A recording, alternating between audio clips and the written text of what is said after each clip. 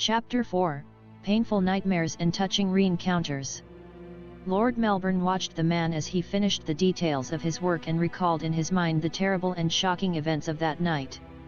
He had stopped the Porsche braking at the emergency door of the hospital and quickly got out of the car, taking Victoria out of the vehicle and carrying her in his arms like a baby. He entered with her in the hospital, leaving the car with the open doors. A nurse saw him enter and went out to meet him, and in a few words, Lord Melbourne explained what had happened. Quickly the medical staff came with a stretcher and Lord Melbourne gently deposited Victoria in it, with great care and concern. Lord Melbourne's intense gaze reflected the pain and fear he felt for what Victoria had experienced and for the condition she was in, for the consequences of what had happened on her physical and mental health. Fear and pain mixed with disbelief because she was there, because the woman he had loved and who had died more than 100 years before was now alive in front of him and also had the physical appearance of a young woman, almost as young as she was when he stopped being her Prime Minister. The mixed feelings were reflected in such a way in the gesture of his face and in his eyes, that a nurse thought that the girl was his partner, and for that she spoke him affectionately, asking him to let them help the woman, assuring him with sweet words that they would take care of her. And the nurse did it because Lord Melbourne had inadvertently clung to the stretcher with one hand and with his powerful strength did not allow the medical staff to move it. He finally understood her words and released the stretcher, and the staff rushed to take her quickly to the emergency room, and Lord Melbourne could not take his eyes off Victoria as they carried her away from him, until she disappeared from sight. Lord Melbourne was in a state of mental confusion, feeling a sense of absolute unreality. He could not believe in the perceptions that his senses transmitted to him. The images that his eyes transmitted to him seemed like mirages, visions of a dream or a nightmare from which he could not wake up. The sounds were like distant echoes of noises that I could not understand, absurd and meaningless things. A nurse spoke to him and asked him questions, but he seemed not to listen to her or to understand her. A caretaker from the hospital had approached him and was also talking to him, apparently something about his car, but he did not seem to hear him either. After having diluted the sensation produced by the intense action, by the adrenaline, now his mind tried to process the information and it was almost impossible. Victoria was alive, she was here, she had been the victim of a brutal and frightful attack, and now he could lose her again, as fast as he had recovered her. A few minutes later he was sitting in a small hospital room, discreetly accompanied by a uniformed policeman, when two people dressed in civilian clothes arrived, a man and a woman. "Good night, sir. I'm Detective Jessica Barnes and he's my partner, Detective Peter Hart. We are from Scotland Yard's Child Abuse and Sexual Offences Command. We come to take your testimony," said the woman, a tall redhead, of 5'11" feet tall and relatively thin, just over 30 years old, beautiful face and hazel eyes, her dressed in a set of pants and jacket. Lord Melbourne told the detectives a partially false version of the incident, hiding the part in which he had murdered the Victoria assailants. "So basically, these guys were sexually assaulting the girl's cries alerted you, you went running and you confronted the men and after a little fight they fled, is that correct, sir?" Peter the detective asked. Peter was a tall man with a thick texture. "Yes, that's the way it was," Lord Melbourne replied calmly, but feeling anger as he recalled the images of the incident. "Sir, excuse me, could you remember me your name?" Jessica said. William Milbanke," answered Lord Melbourne, since that was the identity he used at that time, using as his last name the maiden name of his late mother. "This question can be a bit unpleasant, but when you arrived, were any of the assailants inside the girl?" Jessica asked seriously. Lord Melbourne frowned and the look on his face reflected anguish, pain, and rage. "My partner means, were any of the assailants penetrating the young woman when you arrived?" said Peter. "You do not have to be so graphic, detective," exclaimed Lord Melbourne with some anger that surprised at the couple of detectives a little. "I'm sorry, I'm a little upset about what happened. No, when I arrived at the place none of those individuals was raping the girl. One of them was preparing to do it, but I prevented it," he added, feeling repulsion when remembering the man who unbuttoned his pants. "Detective, the other individuals did not manage to do it?" he asked with concern, addressing the female detective. "We do not know yet, because they have not yet done the medical tests," Jessica replied, and noticed the anguish and pain in the face of Lord Melbourne. "Mr. Milbanke, this may be unpleasant, but it is necessary. You must undergo some scientific tests. To dismiss me, although I suppose it must be very rare for a sexual assailant to take his victim to the hospital and await the arrival of the police, you cannot rule out any possibility without first verifying it. It's part of the protocol, I imagine," said Lord Melbourne calmly. "That's right, Mr. Milbanke," Jessica replied. "If it does not bother you, I prefer Mr. William. There's no problem, I'm at your disposal to carry out any forensic examination," replied Lord Melbourne. "All right, Mr. William, we'll do that test shortly. On the other hand, we will also need you to help us with what you remember, to identify the aggressors. Could you identify them?" Jessica said. "Of course, the first thing I can tell you is that they were foreigners, specifically from the Middle East," answered Lord Melbourne in a categorical way. The two detectives sketched a surprised gesture and exchanged a significant look that it did not go unnoticed for Lord Melbourne. "How can you be sure?" "Probably they were," Peter said, sounding a little patronizing. "Chinese?" "No, sir, I know how to tell apart very well the people of the Middle East from those of the Far East," replied Lord Melbourne with irony and certain anger, for their physical aspect together with the fact that they spoke in Arabic with an accent from Syria or Iraq, I would say that I am not wrong, and before you ask me, I know how to identify the language and the accent very well, because I have made many trips to the Middle East for business reasons, business related to antiques, real estate investments and oil. Anyway, I do not care about their origin, there are good people and sons of bitches in all ethnic groups and countries. If they would have been neo-Nazis, skinheads or any other white slag, or Chinese, or Hindu, or Latino, or Africans, or aristocrats of some luxurious neighborhood, for me it would be the same. I do not have racist prejudices or radical political ideas, detective, I simply tell you what happened. It is not my fault if casually these criminals they came from that origin," he added, serious and serene. The detectives exchanged a glance again.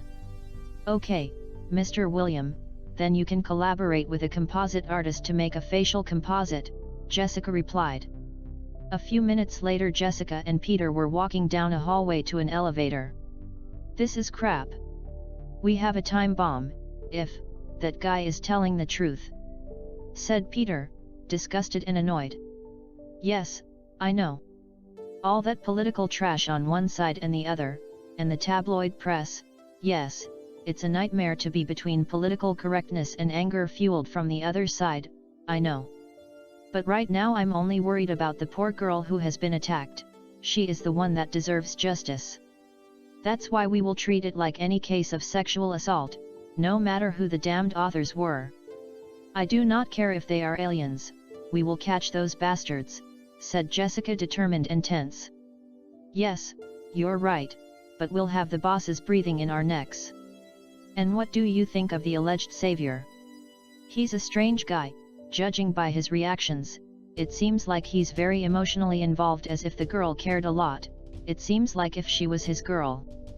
But on the other hand, his serenity and security when he recalls violent aspects of the incident, it seems like if he was a..." Peter replied. "A military or a cop?" "Yes, I also noticed it, this man looks like a warrior, a tough guy accustomed to violence. He does not look like a normal rich businessman, usual. Maybe he has a past in the special forces, we will know it anyway when checking his background," answered Jessica.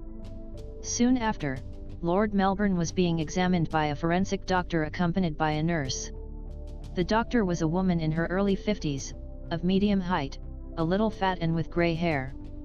And the nurse was a girl between 25 and 30 years old, thin, with dark hair and white skin. On instructions from the doctor, Lord Melbourne had undressed and was wearing nothing but a pair of underpants of a luxury brand and his socks. The assistant of the doctor took photographs of Lord Melbourne's half-naked body to record that he had no wounds or marks on his body, especially scratches, and thus, to leave evidence that he had no probable defensive marks caused by the victim. They also took samples from under the nails of his hands and examined and left a record of the marks on the knuckles of the hand with which he hit one of the men to kill him. They also took saliva samples from Lord Melbourne to do a DNA test for possible comparisons with genetic evidence. "Mr. William, to finish the exam, we must check your genital area," said the doctor. "That, is it necessary?" Lord Melbourne asked, uncomfortable and shy. "Yes, it's because of possible marks or injuries in your genital areas." "I know it's uncomfortable, but it's..." the doctor answered. "It would not be possible for that part would make it, a male staff," said Lord Melbourne, embarrassed. The doctor reacted a little surprised. "Sir, I started the exam and I must finish it, I must sign the report," the doctor replied. Lord Melbourne resigned his underpants, and when they saw his naked crotch the two women were a little shocked. The nurse made a gesture of ill-concealed lust on her face, and the doctor nudged her and saw her sternly to do her photographic work. Meanwhile, in another part of the city, Lord Byron was in the company of three men inside a particular enclosure. Lord Byron placed large bundles of bills in the hands of two of the men, who immediately walked away from him and climbed into a large van, started the engine and left. Lord Byron sighed and approached the other man, who was standing by the door of an incinerator. "You had not called me for this kind of work for a while.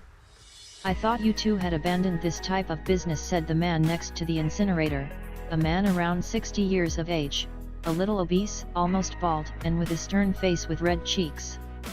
"Blame it on your good friend, Lord Melbourne, he organized this party," Lord Byron said, shrugging and calmly, while looking on a metal stretcher the remains of the bodies of two of Victoria's three attackers, while the body of the third burned inside the incinerator. "Really? I thought that the one most prone to outbursts of murderous violence were you. Besides, he does not usually kill in this way. When he kills he does so much more cleanly and aseptically, even with a certain compassion for his victims sometimes," the man replied, a little surprised and with some curiosity. "Apparently, these three sons of bitches got involved with the wrong girl," Lord Byron said as he took with his hands the head of the man that Lord Melbourne had decapitated and raised his arms a little to examine aloft the head. "Tonight they raped or attempted to rape a young lady, and William saved her, killing them in the process." "Did they? Then they deserve the death they had," replied the man with an expression of disgust and anger on his face, and spitting on the ground with contempt. "In my times we gave special treatment to the damn rapists in jail. They are garbage, worse than cockroaches, and those who participate in a gang rape, they are the nastiest, the worst scum. Well, these guy will not destroy the life of any other woman," said Lord Byron, and taking the head with one hand, threw it as if it was a ball inside the crematorium, while the other man smiled mockingly. "Nobody will miss these three bastards, but if they do, they will never find even a small speck of dust from their ashes. Contemplating this grotesque image I feel inspired.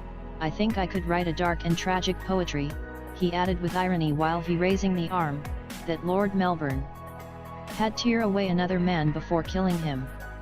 "No please. I cannot stand your poetry," said the other mocking man. "Mark, do you remember that I can kill you in a fraction of a second without much effort?" Lord Byron said as if he meant it, but a mocking expression on his face. "Do it and you'll do me the favor of freeing me from my wife's wicked witch, and my ingrate children," Mark replied, snorting and with a mixture of mockery and disdain. "In that case, I prefer to let you live so that you suffer your sentence for life," Lord Byron replied mockingly. "Now I'll have to finish with the rest of the cleaning work. I must make sure that our common friend can easily get out of this problem," he added, with some resignation. Far from there, in the hospital, Victoria was lying on a stretcher, dressed only in a hospital gown. She began to slowly awaken from her state of unconsciousness, slowly opening her eyes. But when she awoke completely, Suddenly the violent images of the attack that she had suffered returned to her mind, and at the same time she noticed that she was in a strange place, and she suffered a panic attack and stirred violently, as if she wanted to jump off the stretcher. "Easy, honey. It's okay, honey. You're safe, you're in a hospital, you're safe," said the same doctor who had examined Lord Melbourne, while holding Victoria gently by the arms. "No, no!" Victoria shouted, terrified, and shook violently to get rid of the hands of the doctor. "Okay, it's okay, honey. Nobody's going to hurt you, you're in a hospital, and you're surrounded by women. Look around," the doctor said in a sweet and calm voice, extending her palms in front of Victoria in a sign that everything was fine. Victoria looked around and saw two other women, the nurse who had participated in the examination of Lord Melbourne and Detective Jessica. "I'm Dr. Laurie Bailey, and they are Nurse Monica Gill and Detective Jessica Barnes, from Scotland Yard. You're safe with us, honey," said Dr. Laurie. Victoria saw her scared and confused, and suddenly her mind began to become aware of what happened and began to cry hysterically and pout, in a heartbreaking way. The detective stepped back and stood in a corner to give Victoria more space and privacy. The young nurse could not help but shed a few tears and looked away, touched. The doctor looked at Victoria with a look that mixed compassion and serenity. After a couple of minutes, the doctor approached slowly and put a hand on Victoria's head, which this time she did not reject it. The doctor stroked Victoria's hair and she ended up leaning against the doctor to seek comfort while she kept crying. After a couple more minutes of crying, Victoria managed to articulate words. They attacked me," exclaimed Victoria without ceasing to cry and making a pout, like a little girl. "They? How many were?" Detective Jessica asked, getting out of the corner and approaching. "3, there were 3 of them," Victoria answered, trembling strongly when she remembered. "I understand. Did they sexually assault you?" Detective Jessica asked, serious but with a calm voice. Victoria screamed, emitting a howl of pain and anguish. The doctor gave the detective a meaningful look as if signaling her not to press the girl. I do not remember well. They tried, they tore off my clothes, and one of them used his fingers. My God!" Victoria cried desperately. "Quiet, honey, you do not have to make an effort if you do not feel ready, the most important thing is your well-being," said Dr. Laurie, stroking her back. Victoria saw her and then Jessica and calmed down a bit. "No. I think they did not succeed. Something happened, there was a man and I do not know, the images are confusing in my head, but I think there was a fight. I think they did not succeed." "Surely they did not." "True?" Victoria asked between anguished and hopeful, while with her hands she touched her body and looked down to see her crotch covered with the hospital gown. A gesture of fear covered her face. "I cannot say anything at this moment, but what you say coincides with what told a witness, the man who brought you here. Apparently, that man fought with your attackers and that he scared them away. It is very likely that the worst did not happen, but to find out, we must act quickly," answered Detective Jessica. "Honey, you are a smart young woman and I suspect that you are also strong. You know that in these cases it is necessary to do a thorough examination, it is the protocol," said Dr. Laurie. "It is necessary for due justice and to verify that the attack has not left sequels serious in you. I will not lie to you, it will be difficult, it will be an invasive examination, but we can do it in the most comfortable way possible for you. The nurse and I will be delicate and sensitive, we will go slowly and if you need we will make some breaks," added the empathetic doctor. "What are you going to do to me?" Victoria asked a little more calmly, but with tears running down her cheeks. "We must make photographs of all the parts of your naked body. We must leave evidence of the wounds and marks that you have. We must carefully examine all your skin, to look for possible biological traces. We must take samples, under the nails of your hands, for if you managed to scratch your attackers. And finally, we must do a gynecological examination, you will understand the reason, the doctor answered. Okay, do what you have to do, Victoria replied, resigned but suffering emotionally.